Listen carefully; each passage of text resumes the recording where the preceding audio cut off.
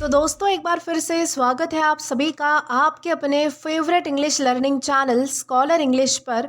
मेरा नाम है दीपिका कुमावत और मैं इस चैनल पर वेरियस कॉम्पिटिटिव एग्जाम्स के लिए इंग्लिश सब्जेक्ट टीच करती हूँ। सो गाइस, आज हम बात करेंगे इंग्लिश लिटरेचर के एक बहुत ही इम्पॉर्टेंट फेज़ के बारे में, जिसका नाम है द रोमांटिक रिवाइवल। दोस्तों, ये एक ऐसा मूवमेंट था जिसमें लिटरेचर बिल्कुल नया मोड़ ले लेता है, यानी कि नए फेज़ में चला जाता है। और अगर आपको रोमांटिक रिवाइवल समझ आ जाता है तो आपको रोमांटिक एज और उसके राइटर्स इजीली समझ आ जाएंगे। तो चलो शुरू करते हैं स्टेप बाय स्टेप, और एक एक टॉपिक को यानी कि एक एक पॉइंट्स को हम लाइन बाय लाइन यानी कि अच्छे से कवर करेंगे। तो चलिए आइए शुरू करते हैं। तो दोस्तों सबसे पहले तो हम समझेंगे कि रोमांटिक रिवाइवल यानी होता क्या है।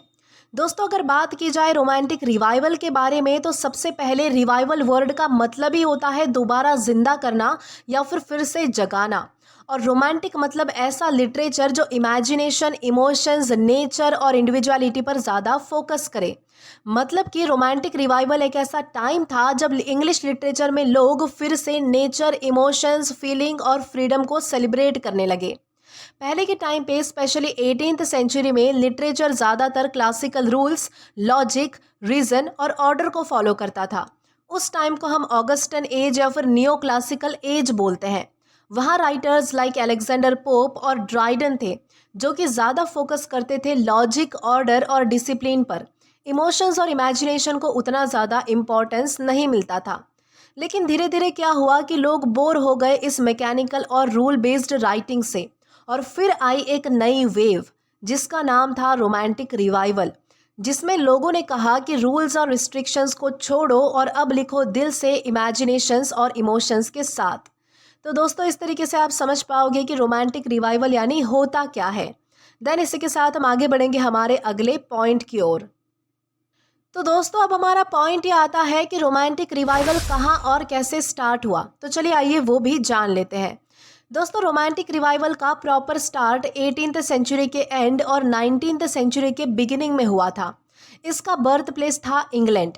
ये एक रिएक्शन था इंडस्ट्रियल रिवॉल्यूशन और फ्रेंच रिवॉल्यूशन के टाइम सोसाइटी में आई चेंजेस के अगेंस्ट।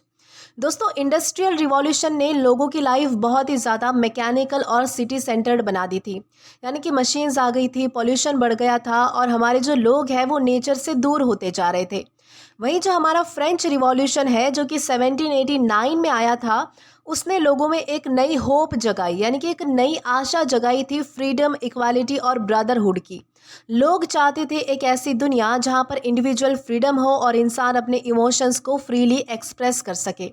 और इन्हीं दोनों चीज़ों का इम्पैक्ट पड़ा हमारे राइटर्स पर। उन्होंने डिसाइड किया कि अब वो अपना focus nature, imagination, beauty, simplicity और इमोशंस पर रखेंगे। तो इस तरीके से जो है हम समझ सकते हैं कि रोमांटिक रिवाइवल की शुरुआत कहाँ और कैसे हुई थी। देन इसी के साथ हम आगे बढ़ेंगे हमारे अगले टॉपिक की ओर। तो दोस्तों अब हमारा पॉइंट आता है कि रोमांटिक रिवाइवल शुरू किसने किया, यानी कि इसकी शुरुआत किसने की। तो दोस्तों रोमांटिक रिवाइवल को ऑफिशियली स्टार्ट करने का क्रेडिट जाता है विलियम वर्ड्सवर्थ और सैमुअल टेलर कॉलरिज को। इन दोनों ने मिलकर एक पोएट्री कलेक्शन पब्लिश की थी जिसका नाम था लिरिकल बैलेड्स, जो कि 1798 में पब्लिश हुई थी। दोस्तों ये जो बुक थी वो एक माइलस्टोन थी, क्योंकि इसने लिटरेचर का पूरा डायरेक्शन ही चेंज कर दिया था। वर्ड्सवर्थ ने कहा कि पोएट्री का सब्जेक्ट सिंपल लोग और उनकी सिंपल लाइफ होनी चाहिए। उन्होंने विलेज लाइफ, नेचर और आम इंसान के इमोशंस को पोएट्री का टॉपिक बना दिया। वहीं जो हमारे ये जो कॉलरिज थे, उन्होंने अपनी पोएम्स में इमेजिनेशन और सुपर नेचुरल चीज़ें दिखाई। यानी कि ये दोनों मिलके एक नई शुरुआत लाए, एक नई बिगिनिंग लाए, और इसी को हम बोलते हैं द रोमांटिक रिवाइवल। तो इस तरीके से आप समझ पाओगे कि रोमांटिक रिवाइवल की शुरुआत किसने की थी। देन इसी के साथ हम आगे बढ़ेंगे हमारे अगले पॉइंट की ओर। तो दोस्तों अब हमारे अगले पॉइंट में हम डिस्कस करेंगे फीचर्स ऑफ रोमांटिक रिवाइवल।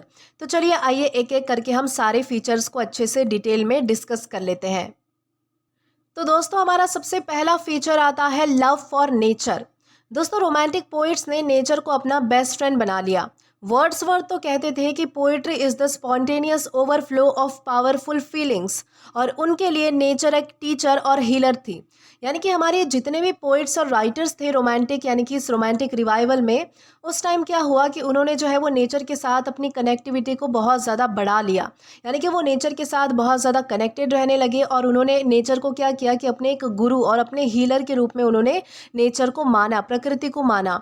जिससे क्या हुआ कि वो नेचर से और भी ज़्यादा कनेक्टेड फील करते थे, नेचर से और भी ज़्यादा जुड़ा हुआ फील करते थे और उनके लिए उस पर राइटिंग करना और भी ज़्यादा मतलब कि आसान हो चुका था।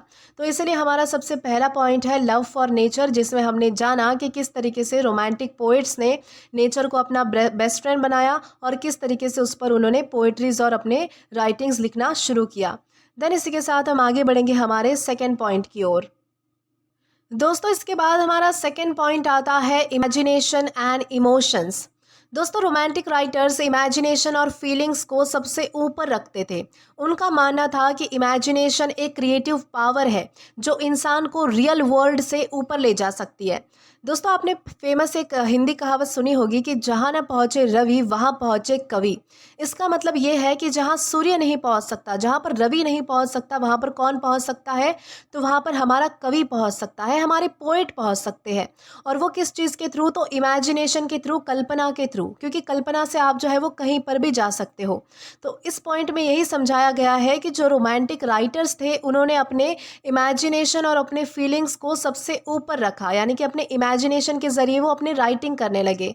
यानी कि जो भी उन्हें जो है वो मतलब कि इमेजिन होता था, जो भी उनकी क्रिएटिव पावर होती थी, जो कि उन्हें जो है वो रियल वर्ल्ड से ऊपर ले जा सकती थी, उस पर वो मतलब कि डीपली सोचते थे और उसी चीज़ को अपनी राइटिंग में उतारते थे। तो इस तरीके से आप समझ पाओगे कि इस सेकेंड पॉइंट में क्या बताया गया है। देन इसी के साथ हम आगे बढ़ेंगे हमारे नेक्स्ट पॉइंट की ओर। दोस्तों इसके बाद हमारा अगला फीचर है लव फॉर कॉमन मैन। दोस्तों रोमांटिक पोइट्स ने किंग्स और ड्यूक्स की कहानियों को छोड़कर आम आदमी की लाइफ लिखनी स्टार्ट की, जैसे कि फार्मर्स, विलेजर्स, वर्कर्स, यानी कि ये सब उनकी पोइट्री के मेन हीरोज बने। यानी कि आपने ज़्यादातर पोइट्रीज ऐसी पढ़ी होगी जहाँ पर किसी कहानी, यानी कि किसी कहानी में क्या बताया गया है कि राजा की महानता, उसकी गाथा बताई गई है कि किस तरीके से उस राजा ने क्या क्या किया, यानी कि किस तरीके से फाइट किया, किस तरीके से उसने शासन किया। इस तरीके की कहानियाँ आपने बहुत सुनी है, इस तरीके की पोइट्रीज भी आपने बहुत देखी होगी। लेकिन हमारे जो रोमांटिक पोइट्स थे इन्होंने क्या किया कि आम आदमी की लाइफ को लिखना स्टार्ट किया। उन्होंने जैसे कि फार्मर्स, विलेजर्स और वर्कर्स के बारे में लिखना स्टार्ट किया कि ये क्या कुछ प्रॉब्लम्स फेस करते हैं, किस तरीके से सोसाइटी के मॉलेस्टेशन को इन्हें फेस करना पड़ता है। तो ये सारी चीज़ें उन्होंने क्या की, पोइट्री में उतार दी, अपनी राइटिंग में उतार दी। तो इस तरीके से ये जितने भी लोग हैं, जैसे कि आम जो लोग होते हैं, ये जो साधारण लोग हैं, जैसे कि फार्मर्स, विलेजर्स, वर्कर्स यहाँ पर बताए हुए हैं, ये सब उनकी पोइट्री के मेन हीरोज़ बन चुके थे।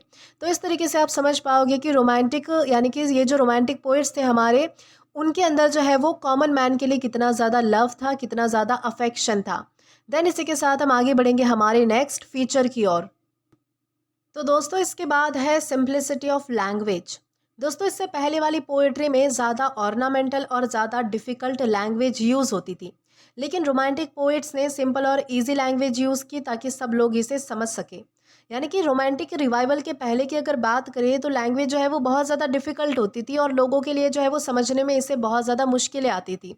लेकिन हमारे जो रोमांटिक पोइट्स थे उन्होंने यही चीज़ जो है वो नोटिस की कि अगर हम लैंग्वेज को सिंपल रखते हैं, यानी कि हम लैंग्वेज को बहुत ज़्यादा अगर ईजी रखते हैं, तो ये सारे जो हमारे थॉट्स हैं, जितने भी हमारी राइटिंग्स हैं, वो हम आम लोगों तक, यानी कि ज़्यादा से ज़्यादा लोगों तक पहुँचा पाएंगे और ज़्यादा से ज़्यादा लोग हमसे कनेक्ट कर पाएंगे, हमसे जुड़ पाएंगे।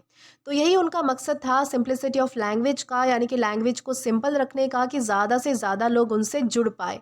तो इस तरीके से आप समझ पाओगे कि सिंप्लिसिटी ऑफ लैंग्वेज का उनकी राइटिंग्स में क्या रोल रहा है। देन इसी के साथ हम आगे बढ़ते हैं हमारे अगले फीचर की ओर। दोस्तों इसके बाद हमारा अगला फीचर है इंडिविजुअलिज्म या फिर फ्रीडम। इंडिविजुअलिज्म एंड फ्रीडम में आता है कि रोमांटिक एज ने हर इंसान की इंडिविजुअलिटी को सेलिब्रेट किया।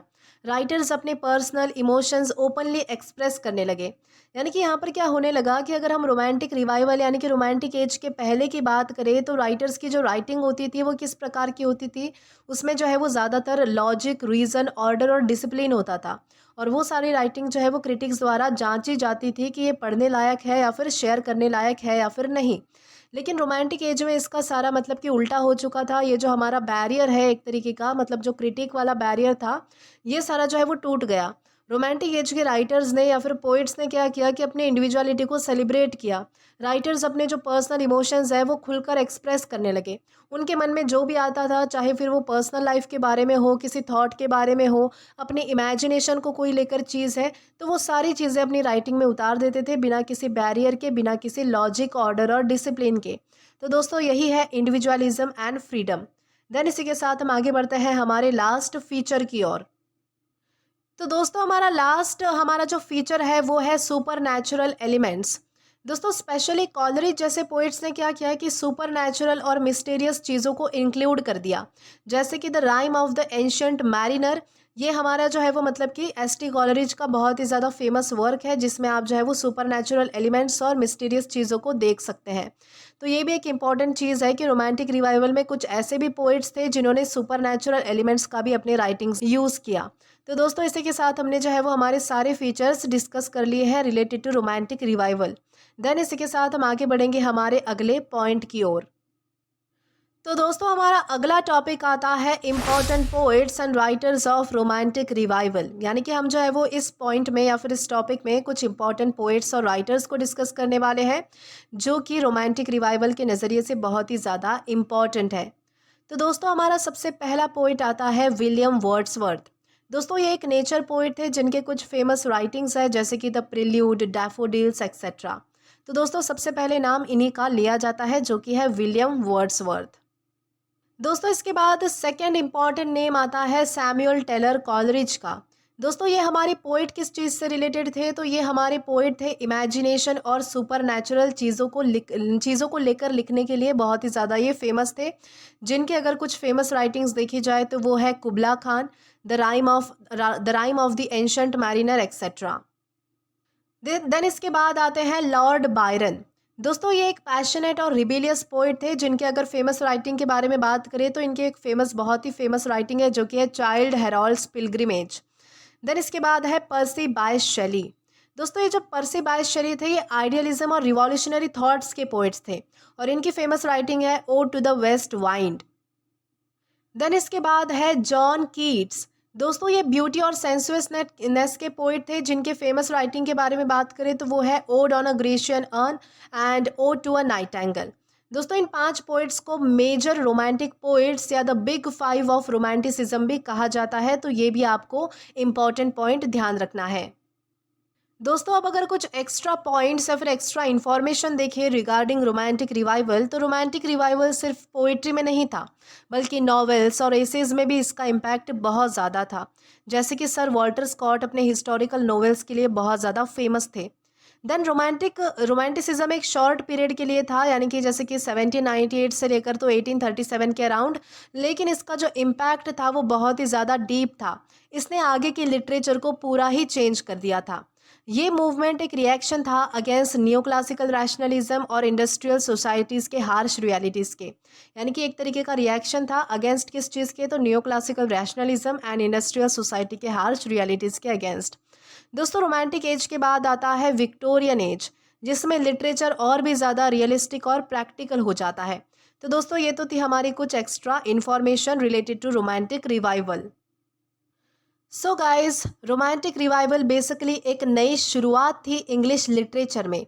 ये एक मूवमेंट था जिसमें लोग रूल्स और रिस्ट्रिक्शंस को तोड़कर अपने इमोशन, इमेजिनेशन और नेचर को अपनी राइटिंग का मेन सब्जेक्ट बनाते हैं। इसने लिटरेचर को एक ह्यूमन टच दिया जिसमें आम इंसान के दुख, सुख और फीलिंग्स इंपॉर्टेंस लेते हैं। अगर आपको रोमांटिक रिवाइवल समझ आ गया है तो आप इजीली समझ पाओगे कि रोमांटिक पोएट्स कौन थे और उनकी राइटिंग या फिर उनकी पोइट्री इतनी ज़्यादा स्पेशल क्यों थी। तो दोस्तों आज के लिए बस इतना ही। आशा करती हूँ कि रोमांटिक रिवाइवल यानी क्या होता है आपको अच्छे से डिटेल में समझ आ चुका होगा। दोस्तों अगर आपने अभी तक हमारा टेलीग्राम चैनल ज्वाइन नहीं किया है तो टेलीग्राम पर English with Deepika Kumawat search करके या फिर डिस्क्रिप्शन में दिए गए लिंक के थ्रू, साथ ही साथ अभी जो आपको आपके स्क्रीन पर QR कोड दिख रहा है वहां से भी आप डायरेक्टली हमारा टेलीग्राम चैनल ज्वाइन कर सकते हैं, ताकि आप कभी भी किसी भी नए आने वाले वीडियोज़ को लेकर कोई भी अपडेट्स को मिस ना करें। और दोस्तों अगर आपको आज का ये वीडियो पसंद आया है या फिर हेल्पफुल लगा है तो do like this video, subscribe the channel and share as much as you can.